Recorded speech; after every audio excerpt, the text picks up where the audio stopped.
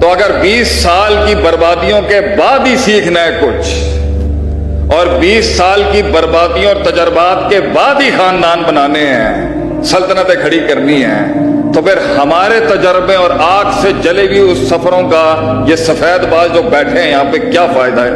ان کا پھر معاشرے میں کیا فائدہ؟ عمریں تو گزر گئی ان کی، وقت تو نکل گیا ان کے ہاتھ سے۔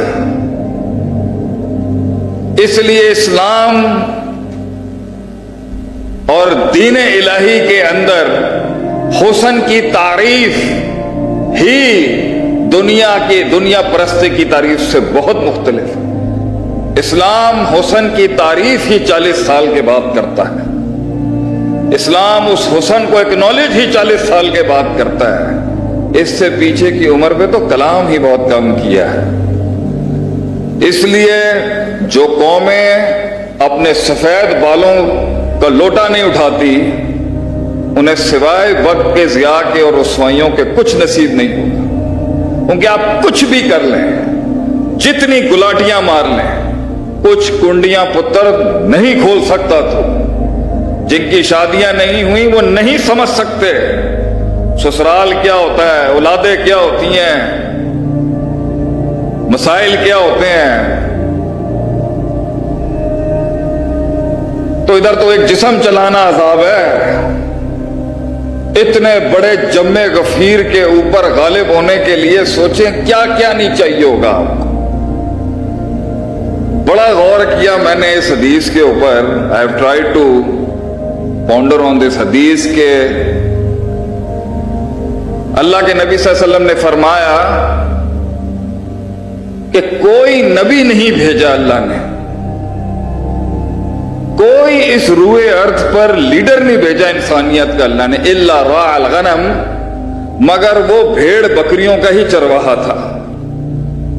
بندہ کہ اونٹاں کا بھی چرواہا ہو سکتا سی، he could have been a shepherd of camels، مجھوں کا بھی چرواہا ہو سکتا تھی، گائے اور ان دوسرے جانوروں کا بھی چرواہا، بکریاں ہی کیوں؟ بھیڑ بکریاں کیوں؟ کیونکہ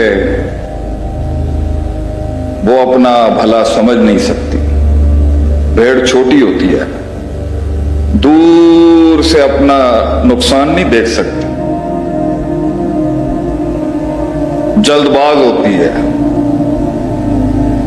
ایک نکلتی ہے پورا کنبر اس کے پیچھے تقلید کرتے نکل جاتا ہے، ایک کھوٹ میں جائے گی 50 اس کے پیچھے جا کے بڑھ جائیں گے،